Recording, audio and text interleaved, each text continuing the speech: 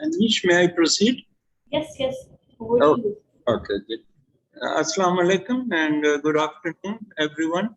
Can you hear me? Yes, sir. Assalamu alaikum, sir. Yes, sir. Okay, assalamu alaikum. Thank you, thank you. My name is Sikandar, Hayat, as some of you will obviously know, as it has been communicated already, and I'm currently professor of history and public policy at the former Christian College University, and also its Dean of Social Sciences.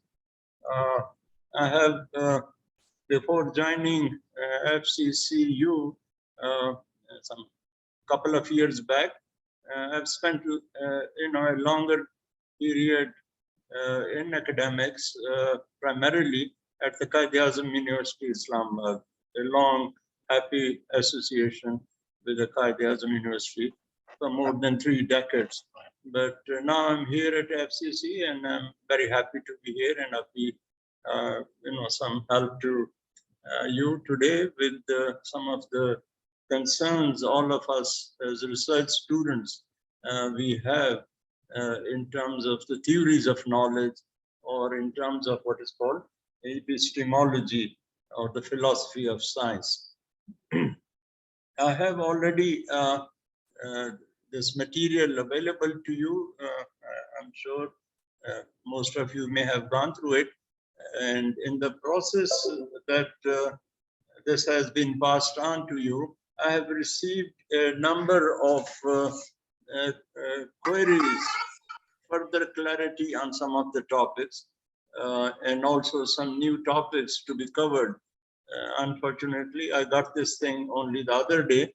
Didn't have much time to prepare for it, but I'll try to cover them as much as I can. And what I propose to do is I'll cover it during my presentation, because most of these queries are related to the main presentation. So I'll go through the main presentation, and wherever these queries become relevant, I will, concentrate on that particular query as well.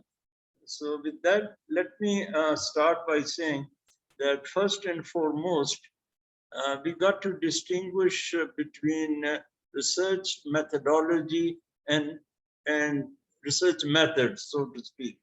Methodology is different from methods in the sense that methods are the primary units of research. It's about the techniques and tools of analysis primarily.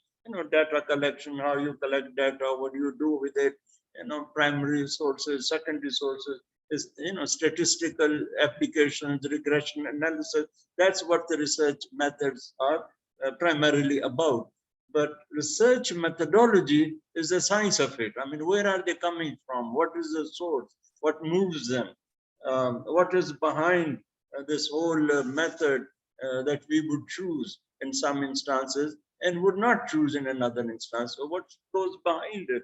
What is the logic? What is the science? What is the theory of it? So in that sense, it's more about the theories of research than the methods of research, which is primarily data collection. Now, the most dominant theory, as I'm sure all of you are familiar already, is what is logical positivism, logical empiricism, or simply empiricism. And since there is a query about differences between positivism and post-positivism, I'll briefly address that when I'm done with the positivism part of the explanation.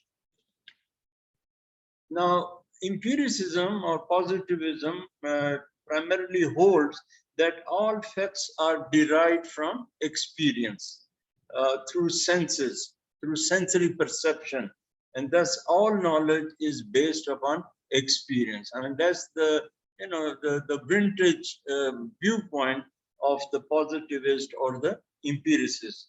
And judgment values cannot be construed, cannot be accepted as knowledge. That's another cardinal principle of the post-positivism. It's all about experience, and judgments, values have no role to play at all. Empiricism, the word, of course, is derived from the Greek empiria, that means experience, and is expressed in the dictum that all knowledge of matters of facts is based or derived from experience. It's all about experience. Now, there has been, this empiricist trend for a very long time, and historically, the Western empiricists were the Greek philosophers who concentrated on concrete realities as man and society. Most of these philosophers, of course, empiricists, came from the Middle Ages.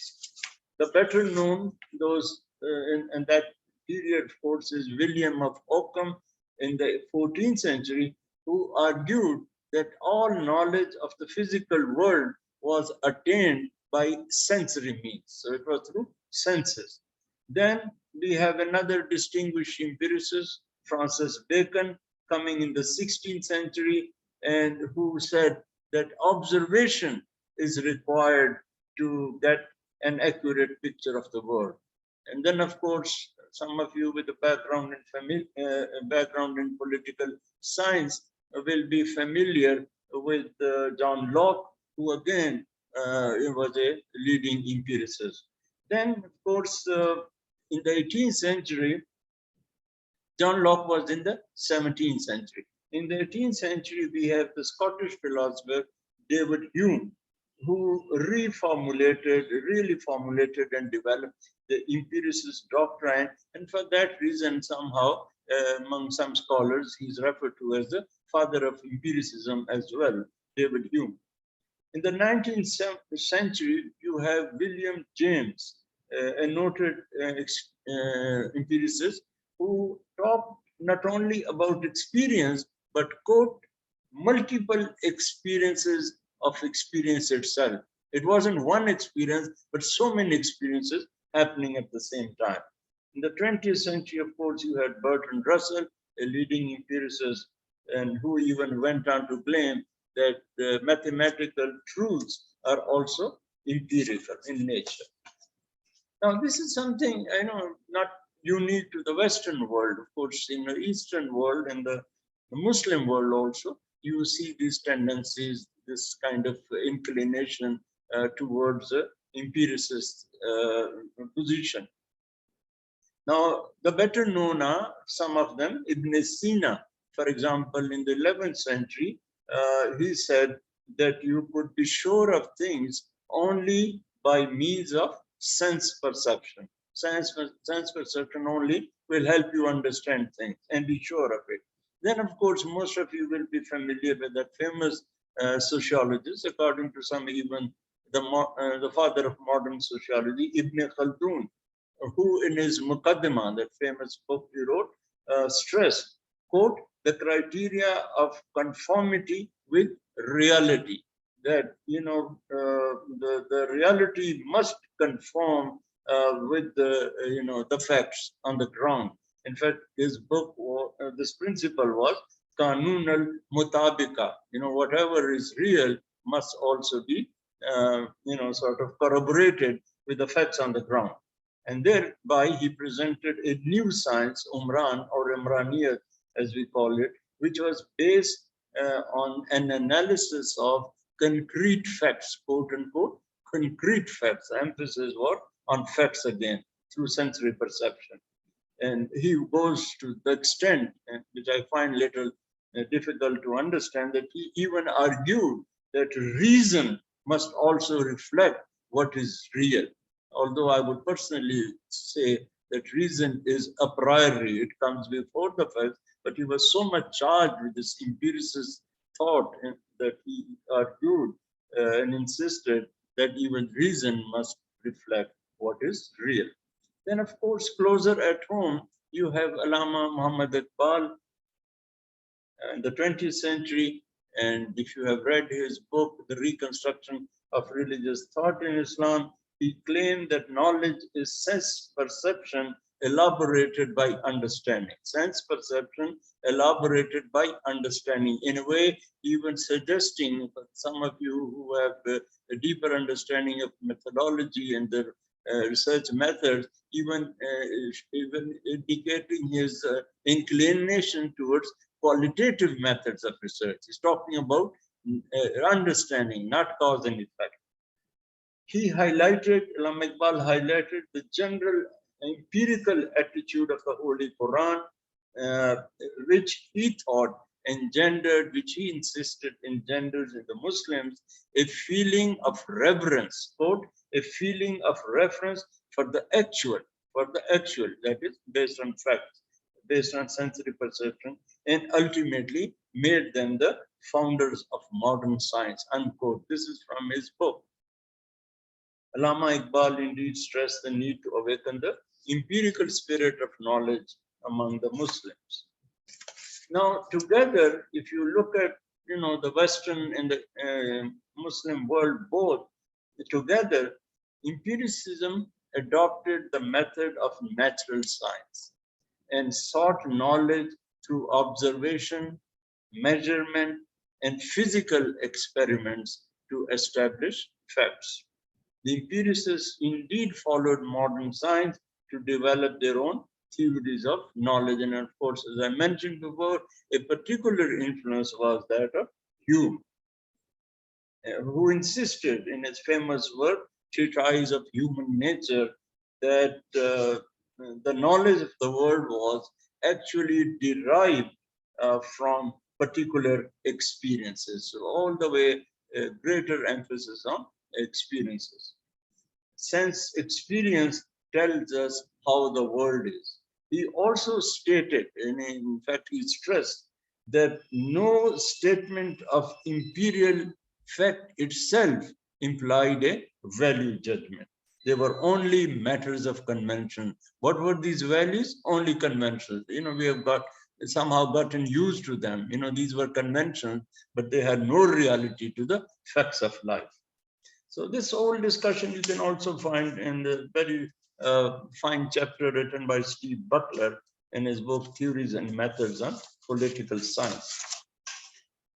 Now, empiricism,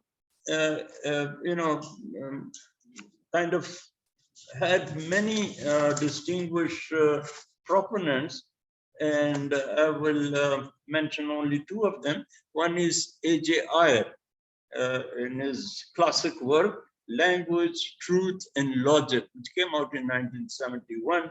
He poses a view of knowledge based upon sense experience and upon generalization from that experience.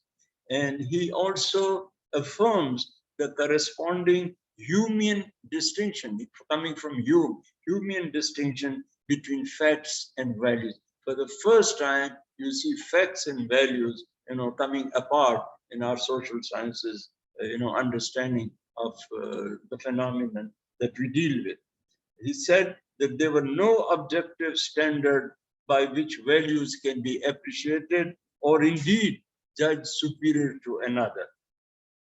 When genuine clashes of value occur, in his opinion, meaningful debates were essentially about disputes about matters of fact.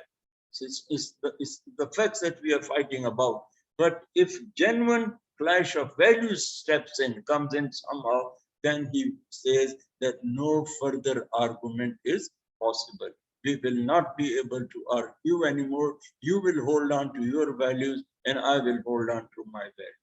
We can only debate, we can only discuss, we can only have some kind of discussion if we have some discussion about matters of fact, but not values. Values cannot be debated.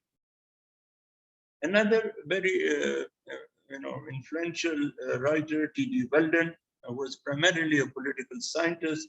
In his vocabulary of politics, he sees value statements as non-objective. They are not objective. They have not. They have no value as a for rational inquiry. They are unsuitable for rational inquiry because they are non-objective. In fact, he goes on to say that political concepts such as the state, freedom, or authority have no meaning beyond our empirical experience. I mean, they cannot be idealized.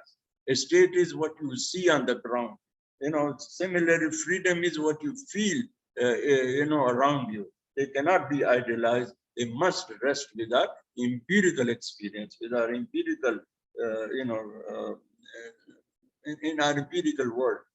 Political philosophy, in fact, insisted must shed its normative context and its normative content also. Now, to sum up, the main argument of these empiricists or positives remained as before.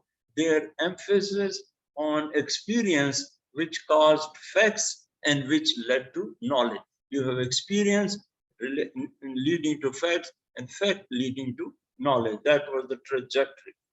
These facts could be observed, verified, measured, tested, and validated. This process of ascertainment was the scientific or the empirical method as we know today. Originally, empirical method, but it has been so powerful, it has been so profound, and it has been there for so long, and we have used it so frequently that we seem to forget that it was what was labeled as empirical method. Today, for us, empirical method, in fact, is the scientific method. Now, let me here divert a little bit and address your query, which is about the differences between positivism and post-positivism. Now, here, as you may have seen it based on empirical experience, the positivists emphasize independence between the researcher and the research person or the object. Positivists, on the other hand, argue that theories, hypotheses, background knowledge, and values of the researcher can influence what is observed.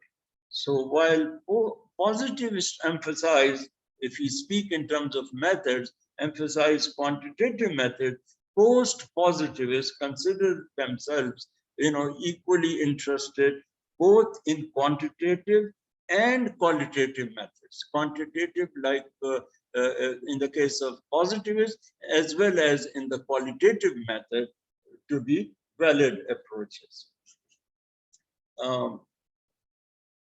If you look at the ontology, epistemology, or axiology, the differences are very clear. For example, let me begin with epistemology of the postmodernists. The post-positivist, I'm sorry, not postmodernist, post-positivist. Post-positivists believe that human knowledge is based on not an assessment from an objective individual, but rather upon human conjectures, human construction. It's not based on experiences, it's based on how the human's view is. The human view, the human knowledge is thus unavoidably conjectural. The assertion of these conjectures are warranted, or more specifically justified by a set of warrants, which can be modified or withdrawn in the light of evidence given. However, it must be emphasized that postmodernism is not a form of relativism. I mean, they're not sort of saying that hands off from the facts, the empirical world as such is not a form of relativism, and generally retains the idea of objective truth, like the positivists insist. Now, if you look at the ontology of both positivists and post-positivists, post-positivists believe that a reality exists. But unlike positivists, that's where the difference with positives comes in. They believe that reality can be known only imperfectly. You can never know the reality perfectly. Post-positivists also draw from social constructionism, through conjectures, and forming their understanding and defining their reality. In terms of axiology, the preferences of the researcher, while positives believe that research is or can be value-free or value-neutral, as Max Weber suggested, post-positives take the position that bias is undesired but inevitable. But inevitable. You can't do without bias. Values somehow will have to come and play some part. You understand? So here, for the first time, with the post-positivists, the values are creeping in, although they still insist on objective reality.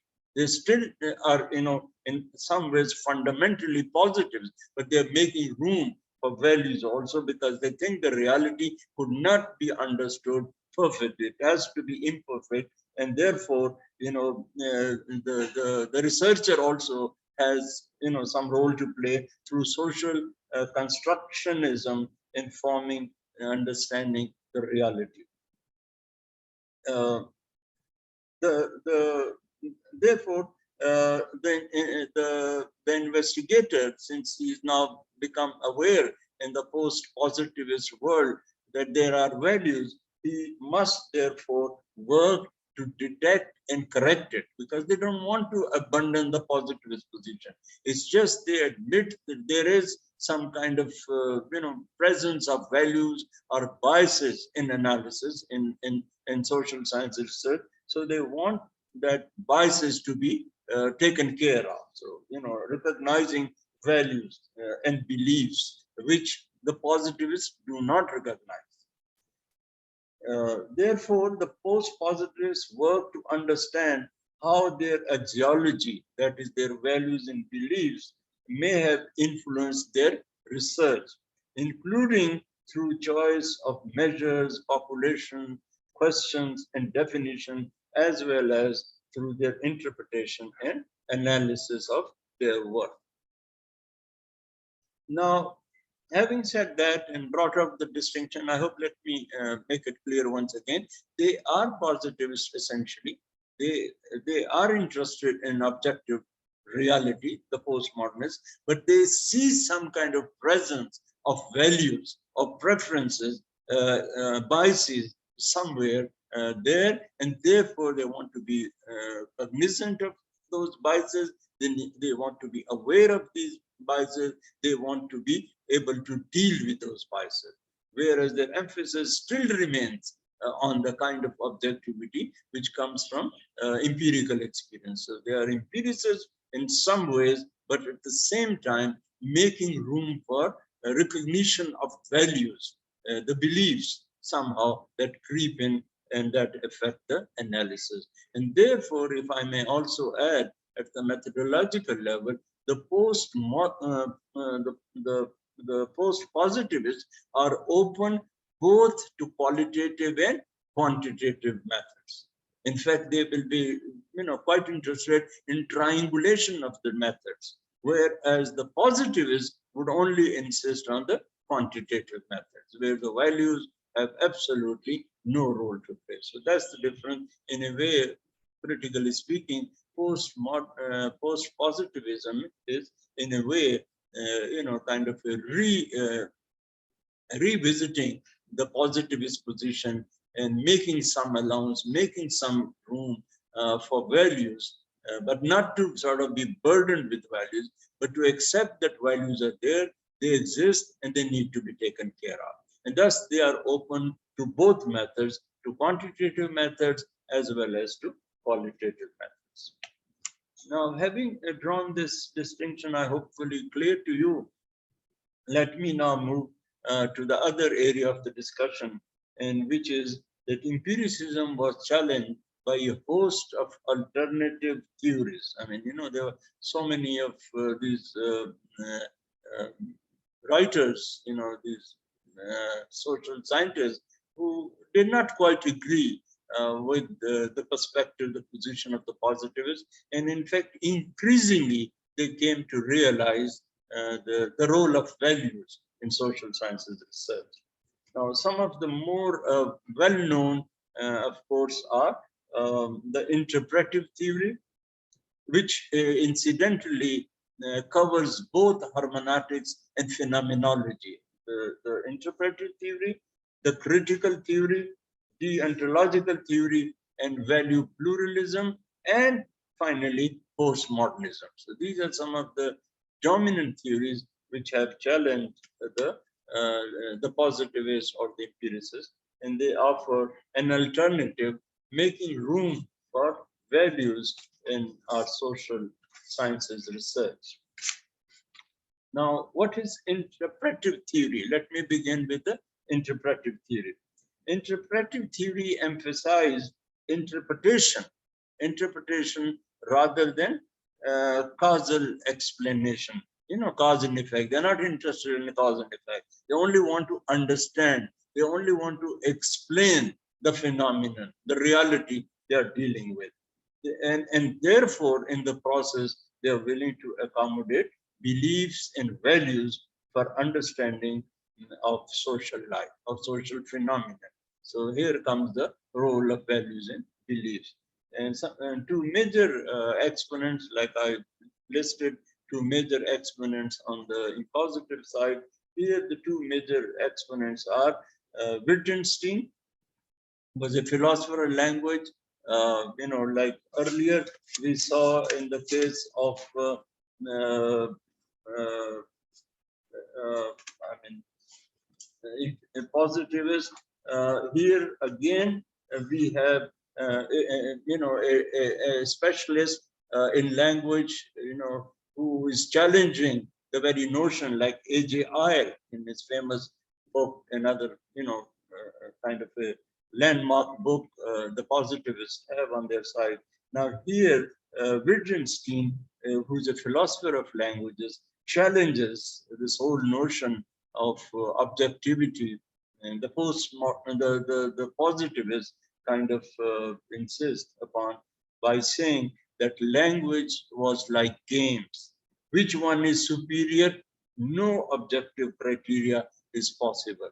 So how do you decide it? You decide it on the basis of a value judgment. Earlier, A.J. Ayer said that since we can't tell which language is superior, hence we are not interested in value judgment.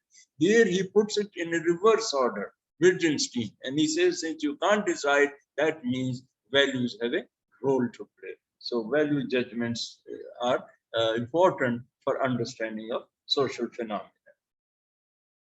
Then another scholar, Peter Winch, who wrote way back in the 1950s, emphasized that social scientific investigation was only possible through interpretation, beliefs, and values. Very direct, approach he had, and he said that all human conduct and social behavior, indeed social relations, are permeated with beliefs and ideas. So here we go, with complete faith in the role of values in the set of social sciences research. For him, it was very important to interpret and understand the internal character of social relation, the internal, not the external, like the positivists emphasize. The internal character of social relations is more important than empirical generalization and models of causal prediction, because in the positivist, cause and effect helps you predict and helps you even prescribe. But here he says, no, we are not interested in that. We are more interested in the internal character, in understanding the phenomenon, rather than worrying what caused what to what effect. So very clear position here, again, an alternative position here to positivist thinking. And he goes on to say, to predict something is not the same as interpreting and understanding it. It's not the same thing. If you're able to predict, that doesn't necessarily mean that you have understood it as well. And so a very clear, emphatic, role here for values. Now, this interpretive approach also, was followed by yet another theory, again emphasizing beliefs and systems, beliefs and value system, and that is the critical theory and dialectics. Critical theory, there is a query on critical theory. I'll explain it in a little while. But let me first go through what I have already sort of suggested in this presentation, which hopefully you have already gone through. Now, the critical theory has been associated with a strand of thinking originating in Germany in the early part of the 20th century. And the theory primarily was rooted in the work of a particular institute by the name of Institute for Social Research, which was established in Frankfurt in 1923. Kind of remained idle for a while, but then it was revived again in the 1970s, and I'll talk about it in a short while. This institute had strong affinities with Marxism, and their work was in large part dictated by the perceived need to rethink the Marxian approach. I mean, what happened to Karl Marx and his predictions?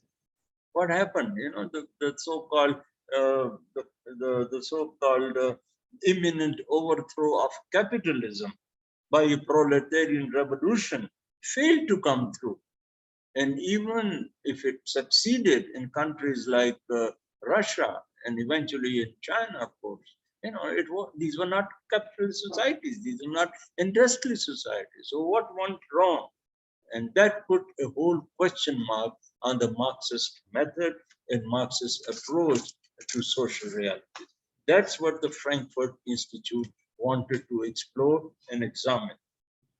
Because, and it was very important at a philosophical level also, because central to Marx's critique was a theory of historical change, the central premise of which was that social transformation occurs not as the result of some external agency, some force from outside upon the social structure, but rather as a result of contradictions within the totality of social relations. Inside, the struggle between the proletariat and the bourgeoisie was not external.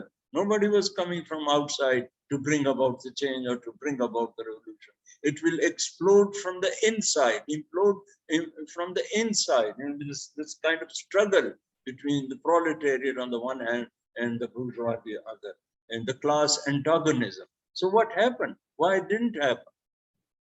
The proletariat failed to cause the predicted revolution.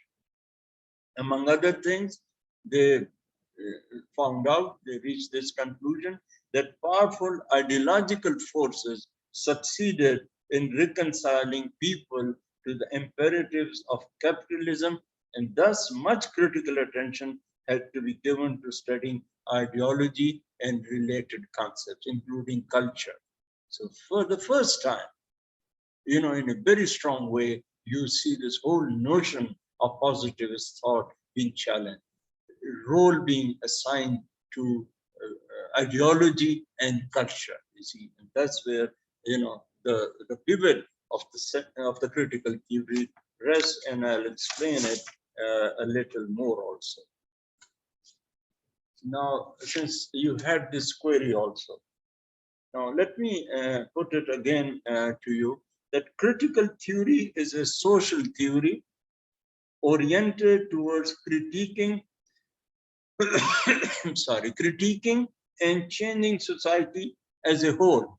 It differs from traditional theory, which focuses only on understanding or explaining society. Critical theories aim to dig beneath the surface of social life and uncover the assumptions that keep human beings from a full understanding of how the world works. Critical theory, if I go into a brief historical overview, critical theory as it is known today can be traced to Karl Marx's critiques of economy and society. It is inspired greatly by Marx's theoretical formulation of the relationship between economic base and ideological superstructure, and focuses on how power operates and dominates. Following in Marx's critical footsteps, you have Hungarian Lukács, and then you have Italian Antonio Gramsci, which I'm sure many of you would be familiar with, who developed theories that explore the cultural and ideological side of power and domination. So that's where the critical theory comes in, to bring in more values and more belief systems into our understanding, our analysis of social phenomena. Now, I don't want to divulge more on critical theory, more to say, but let me move on, because then we'll be left with no time for other theories. So I better catch up with all the theories, and hopefully we can have some time for question and answer session later. Now, another important theory, of course, was the deontological theory and value pluralism. And this primarily came to us through the work of Isaiah Berlin, who wrote an essay which was published in 1962, and which argues against the logical positivists, against their reduction of meaningful inquiry to either the empirical or the purely logical. Isaiah Berlin took an issue with that. He disagreed.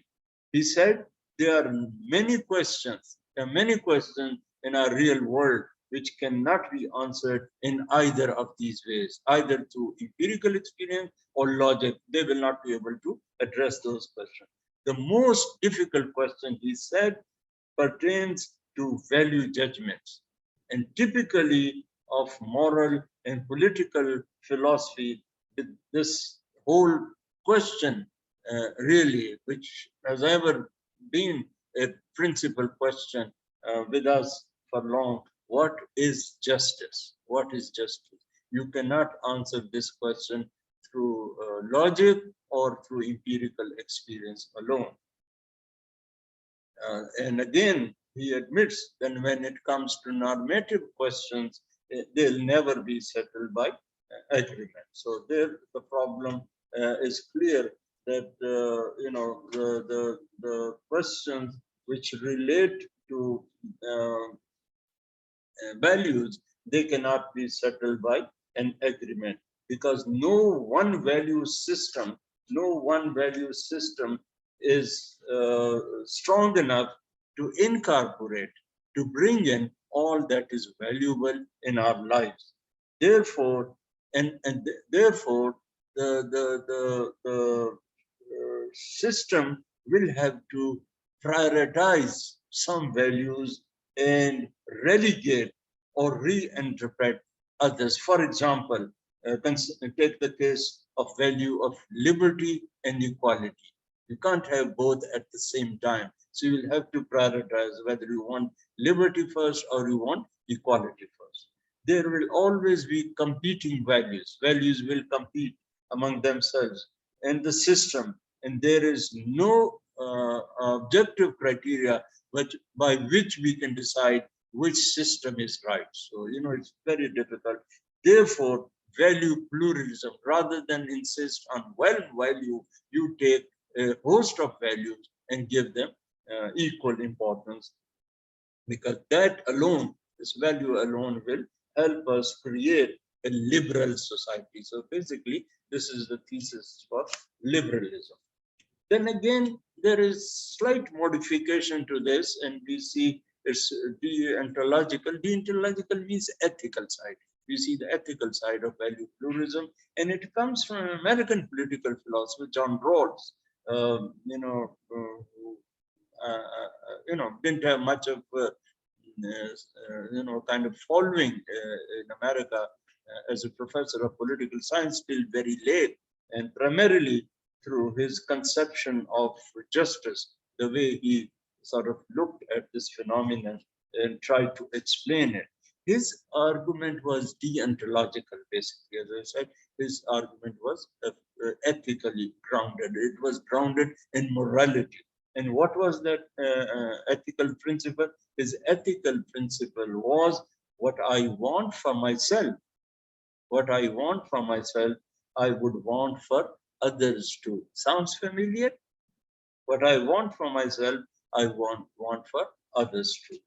Now, people would choose principle that would require the maximization of basic liberties, combined with the redistributive state of some kind of redistributive justice to those who are less privileged, those who are deprived maybe, would ensure that everyone, particularly the less well-off, benefit from the system. And how this will happen, this will happen through what he called basically a principle of rational self-interest. People will do this because they will be interested in the interest of their own selves, because it's good to share with others, because this will give you an opportunity to lead your life the way you want to. But here, this was not quite acceptable to many, and particularly to those who belong to what is known as communitarianism, those who believed in communities. For example, one of the leading communitarian philosophers, Michael Sandels, argued that emphasis upon the self, the rational self, does not contribute to social obligation. I mean, I'm rational, maybe another person is not rational. So this rationality vested in an individual may not be able to help the society, because this does not lead to social obligation. It's my choice to be rationally inclined to help others, the less privileged, those who are deprived. But this is not an obligation upon me. So why would I redistribute among the less well-off? In fact, these communitarians insisted that what is compelling for individuals depends upon the norms and conventions of the community to which they belong.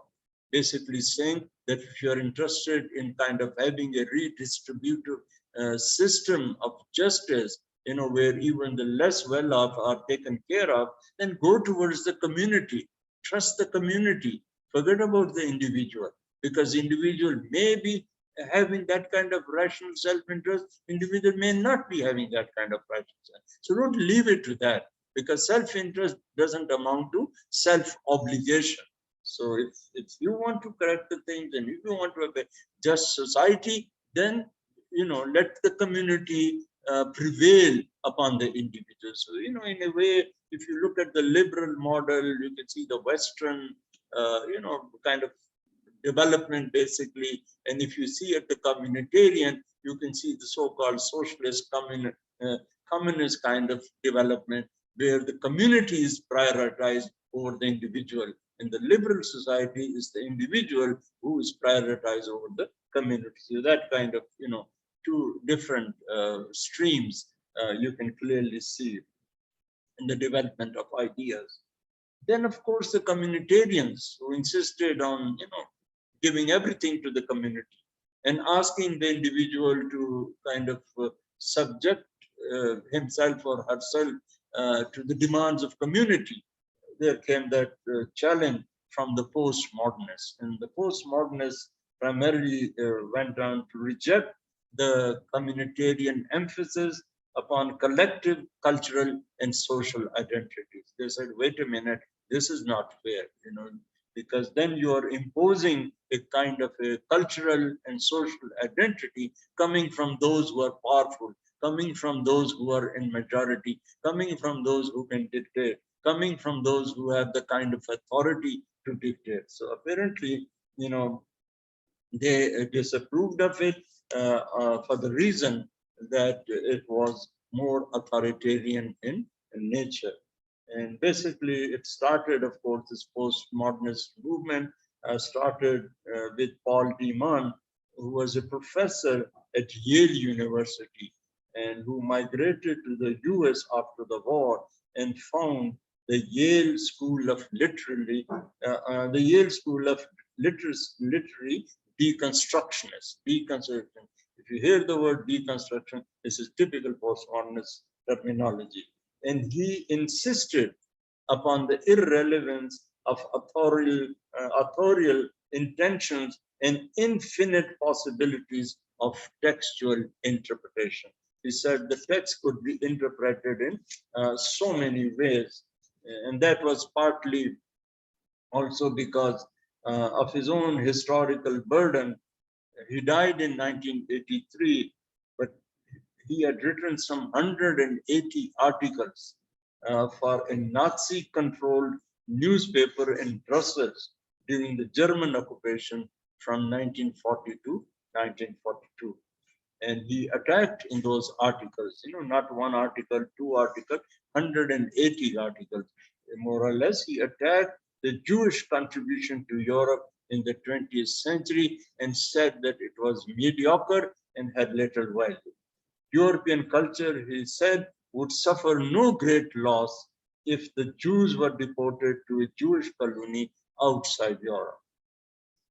Deman never mentioned these writings after his immigration to the United States, till they were found out incidentally by some student.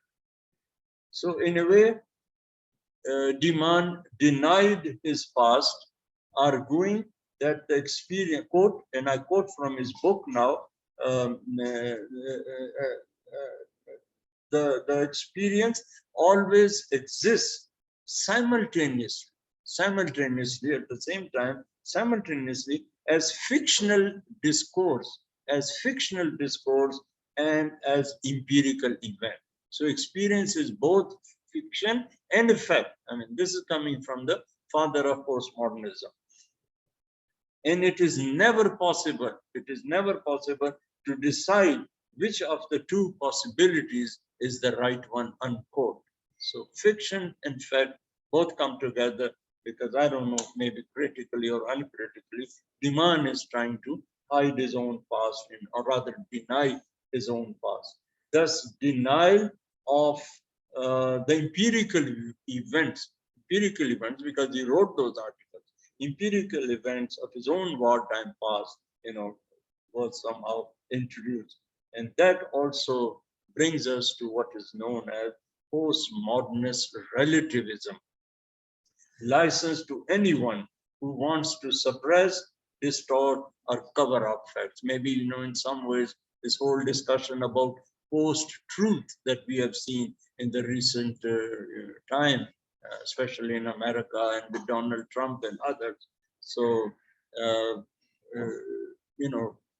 that in a way was the beginning of this so-called relativism, which according to some was not only relativism, but hyper-relativism. Now, postmodernists, finally, let me go to the final theory, were attacked, of course, by,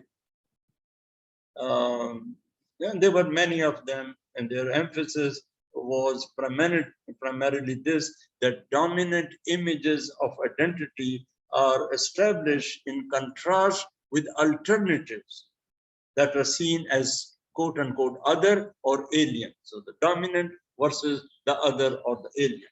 Identities tend to be falsely fixed or indeed simplified, and some will be marginalized or regarded as antagonistic to others. So it was a whole identity crisis that the postmodernists kind of projected.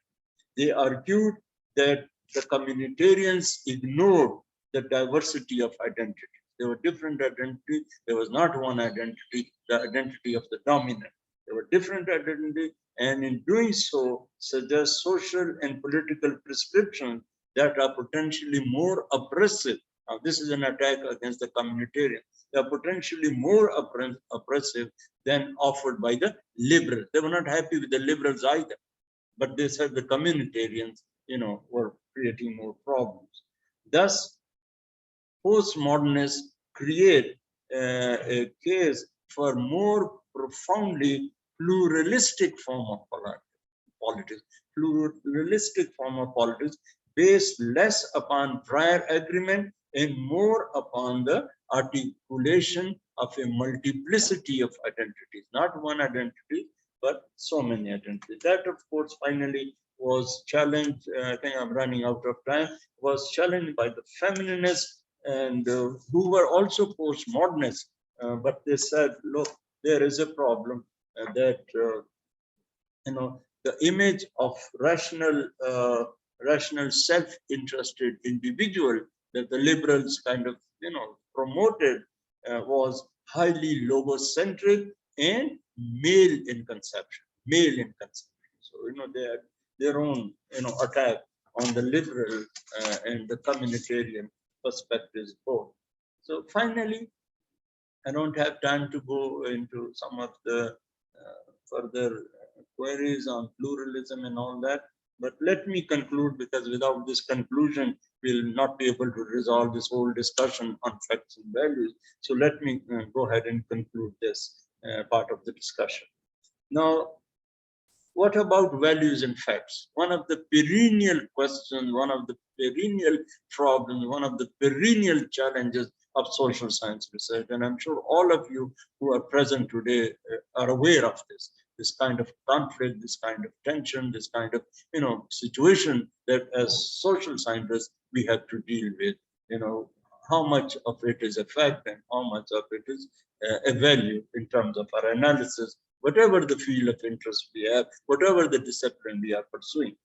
Now, as I see it, and this is my take on it, facts are objective. They have independent existence. They are independent of us, whether we know them or not, whether we like them or not. Values, on the other hand, are subjective.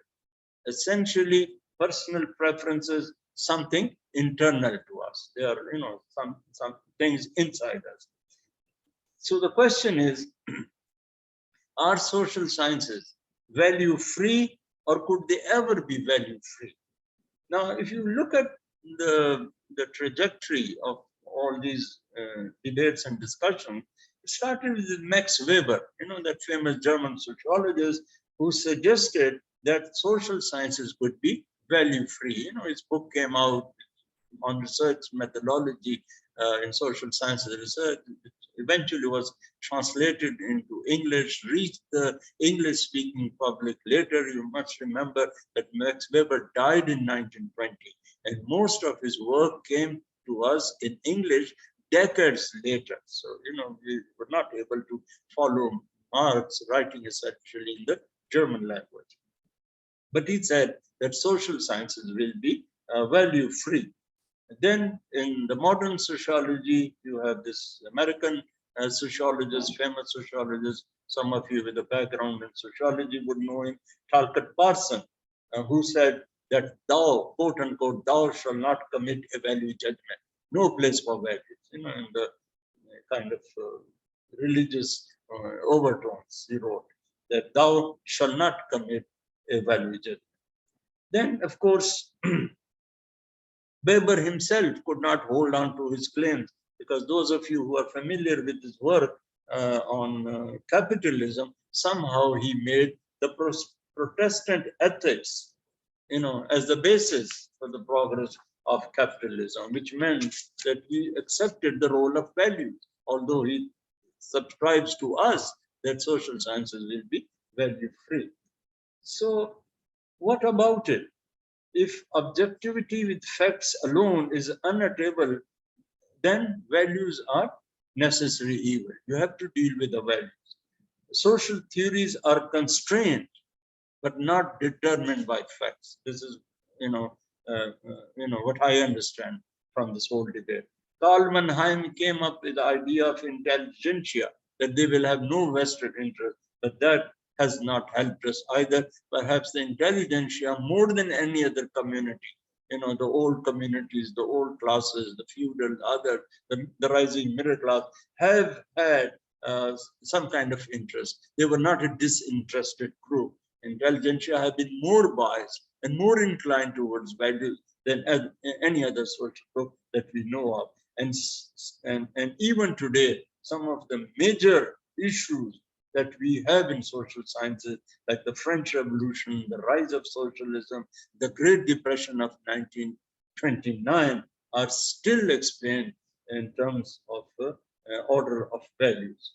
So what about then values? In fact, while Hume tried to separate facts from values, truth may not be deliverable without prior commitment to values. You've got to be committed to the values. You can't help it.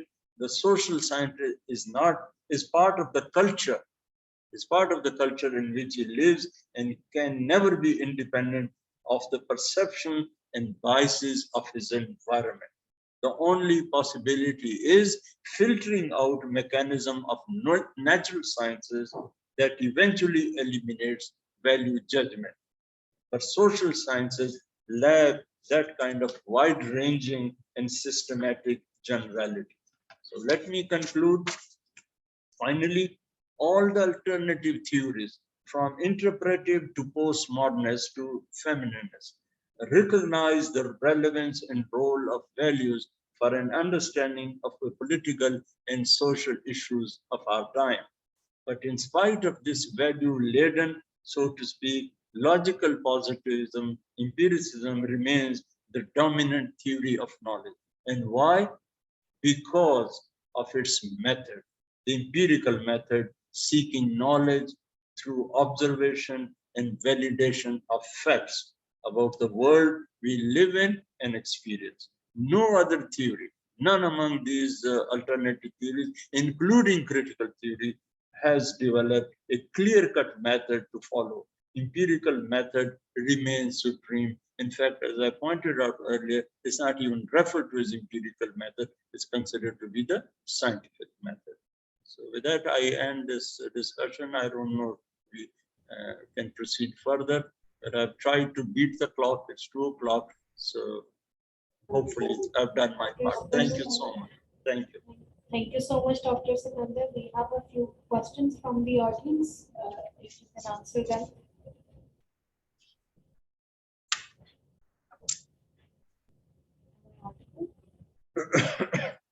Okay, Dr. Sikandar, thank you so much for conducting this session. We have a few questions from the audience. Can you Please go ahead. Let me have them. Okay, while Dr. Sikandar is answering the question, I'm also going to launch the poll. So please give the feedback of the session. So the first question is by Dr. Firasat, FC College. She's asking if Marx's theory is not critical per se, but it provides a base for critical theory. Is that right?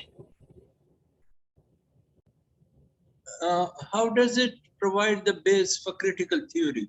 I mean, could she explain it a little more explanation? Dr. Firasat.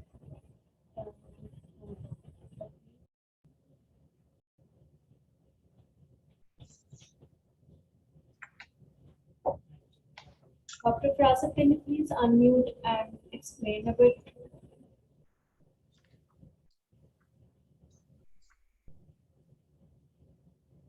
Ma'am, your mic is mute.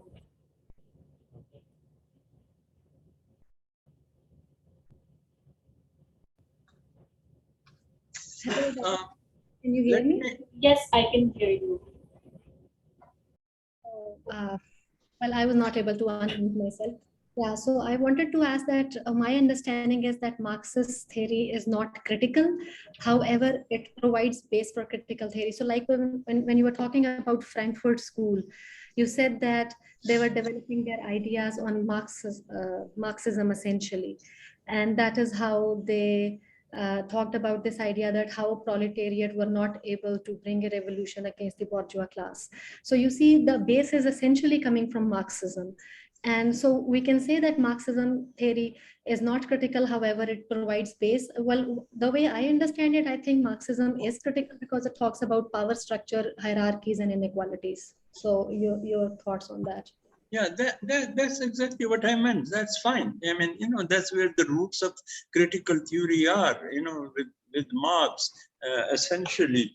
And, the main proponents, of course, are this Frankfurt School, but they were kind of concerned with critical theory for the Marxism to be not able to bring about or the kind of revolution that were predicted.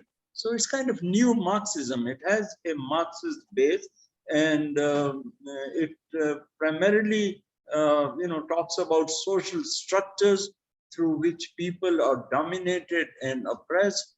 And the most recent exponents, if I may, refer to them, One is Adorno, and who went back from California, from Berkeley, where he was teaching. He returned to the University of Frankfurt in 1949 and pushed this Frankfurt school forward. And he revived basically critical theory over there.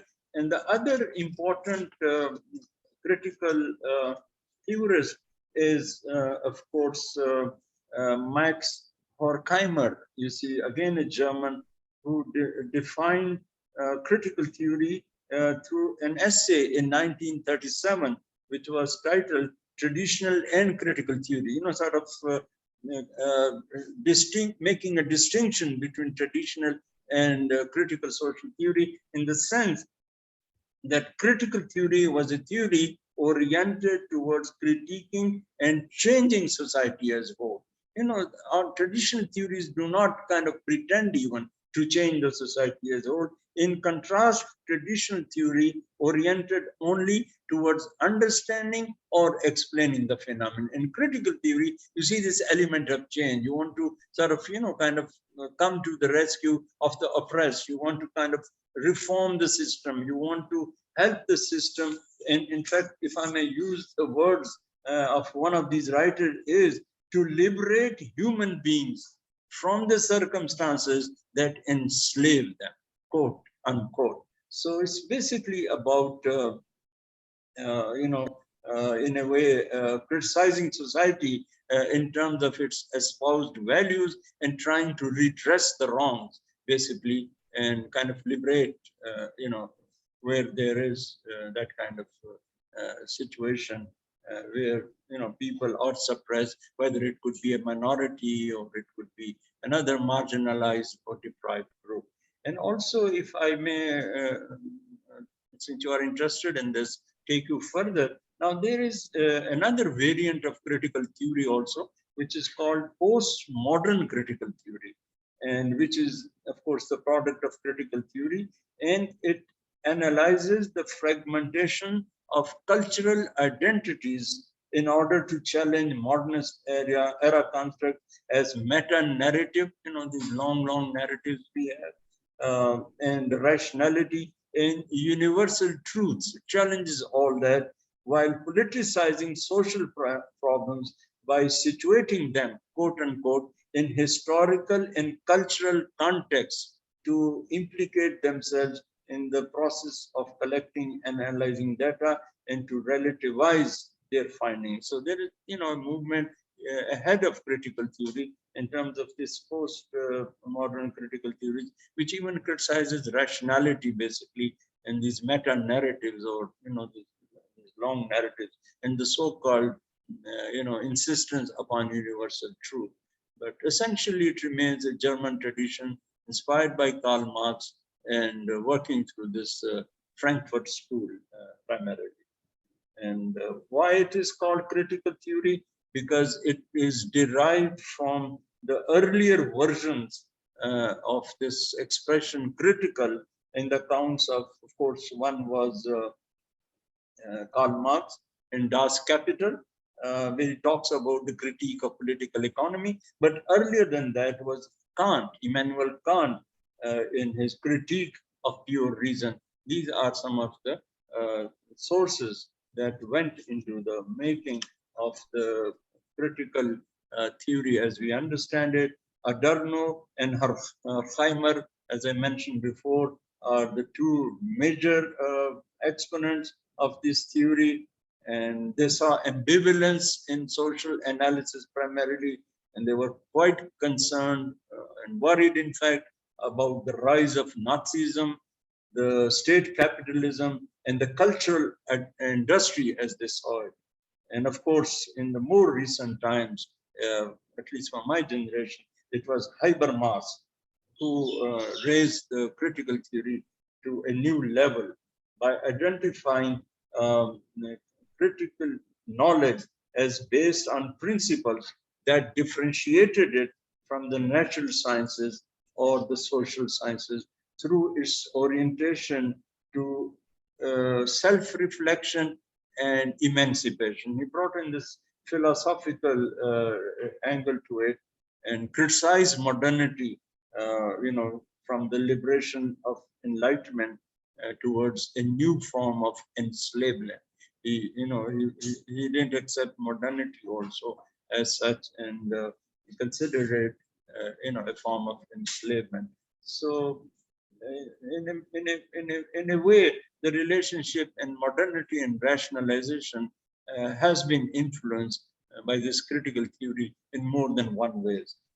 And there are a number of writers that you can, find, in the literature who are giving various perspectives, the way they look at things, basically, critiquing critical theory and a more modern understanding of this theory for the present. I have a follow-up question on that, Anish, if, may I? Well, if other people have questions, then I won't take their time. I can maybe write an email to Dr. Saab later.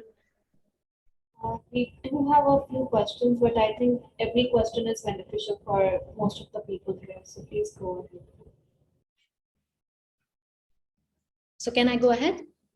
Yes, please go ahead. Okay. So, Dr. Saab, this is just a comment on what you just explained. Thank you for this detailed explanation. I wanted to ask that, isn't that interesting that actually, like critical theory, my understanding is actually talks about power systems, oppression, inequalities, and more importantly, abuse of power. So isn't that interesting that we actually associate this theory to like Frankfurt School Institute of Social Research? I mean, instead of associating it to like Karl Marx, who actually provided the base for the beginning of this theory. That I find this particularly interesting because whenever we talk about critical theory, we relate it to Frankfurt School.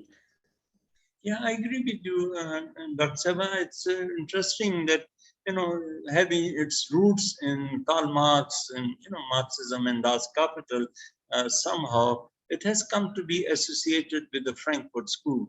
And primarily because they were looking, they were not, as you can clearly see, antagonistic to Marx or to Marxist doctrine or creed. Basically, they just wanted to find out, how and why it did not succeed where it was supposed to succeed. I mean, basically, it's kind of an empathetic view of Marxism, if not a sympathetic view. So, basically, and then they are, unlike Karl Popper and others, they are not trying to run down, Marxist, perspective on economy and society and politics, but they're just trying to figure out, how and why it did not kind of materialize the way Karl Marx had hoped for. And particularly, the strength of Marxism, which remains even today, is this is one kind of revolution predicted by Karl Marx, which had to come from within. It didn't need an external agency. Even, as a humble student of history and politics, at times I'm taken aback that Karl Marx did not even make room for a leader, in this so-called class struggle, because it was proletariat that mass on the one side and bourgeoisie on the other. But who would lead the revolution? I mean, there is no kind of emphasis at all, let alone, sort of articulation of this leadership phenomenon in his study. That really surprised me. And then Lenin had to be, invented, and basically to bring about this revolution in Russia. And that's why, Russia, even the Russian Revolution, eventually the Soviet Union, Lenin had to send cadres down to the rural areas to train them into what this Marxism or socialism or what this thing was all about. So he didn't kind of predict that. And of course, he did not predict what we know today, the so-called managerial revolution, where there is a distance between the proletariat, the labor, and the owner. There is another, center of power, which is in some ways autonomous also, these corporations and CEOs and all that, and shareholders and all that. And but most importantly, the way and the contribution of this critical these theorists at Frankfurt is to tell us that, values and belief system do play a part. And that is why, more than anything else, that's why Marxism failed, because the West was able to develop capitalism as a kind of ideology and endearing it to the people in the process. That people stood up for the capitalism in spite of all its faults and in spite of all its shortcomings. So, and also the role of the culture also.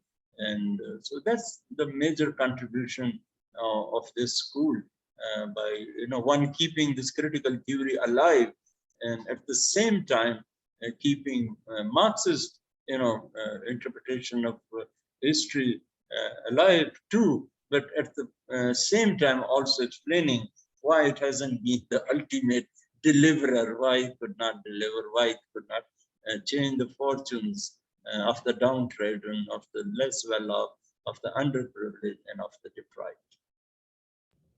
Thank you. So I agree with you, Dr. Marx is at the root of it. I mean, there's no escape from that. But you see, they're more, kind of concerned in why it failed.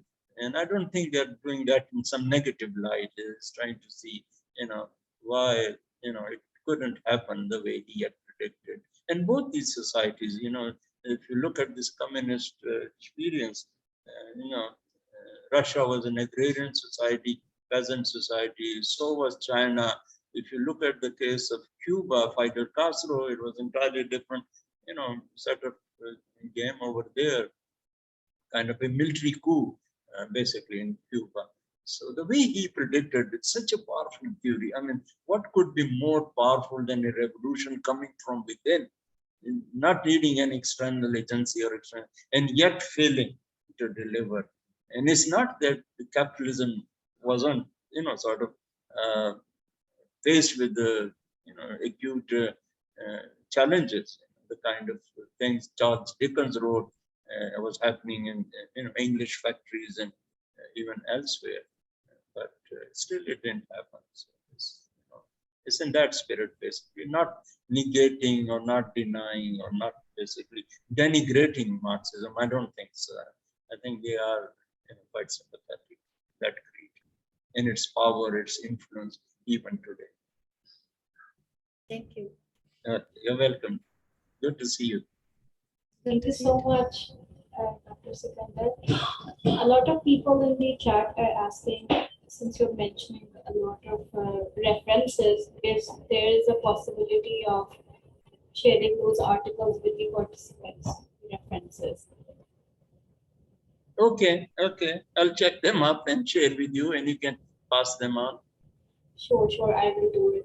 I'm just going to take the last question. It is by Ms. Mubashira from Alamat of Open University. She is asking if is there any basic set of guidances or framework to check or assess our own epistemological points of view or any other person's epistemological point of view? Where can we find societal epistemological perspective of the society?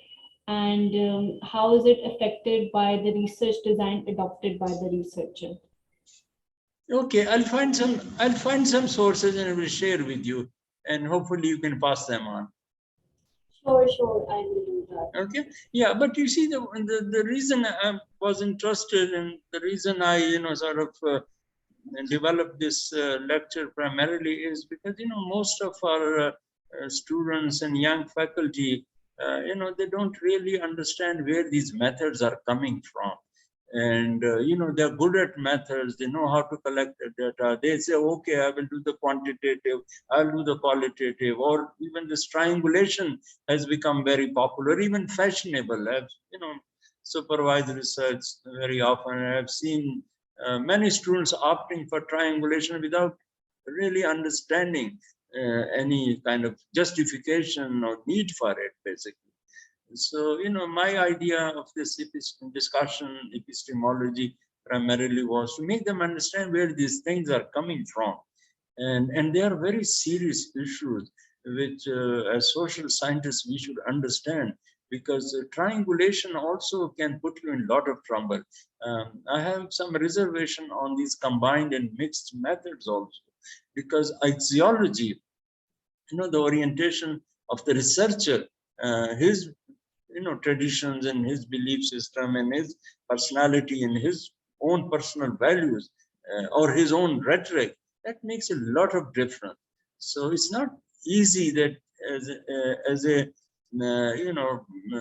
empiricist, you wear a kind of a certain epistemological hat, and at the same time you're interested in interviews, or vice versa. You are into critical, or you are into the liberal kind of approach, and at the same time you're also interested in survey method and quantitative techniques of analysis.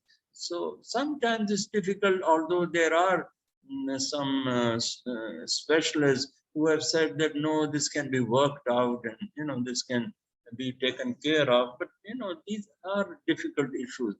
To give you a recent example, in UK recently, there was a study done on the bureaucrats, and first it was done through the quantitative method, the survey method, and they asked, the kind of role they would like to perform, to paraphrase or summarize it in simple words, whether they would like to be more interested in the exercise of executive powers in those senior positions that they are sitting in, or they would be interested more in policy making. And the survey somehow indicated that they would be more interested in policy making. And then after some time, another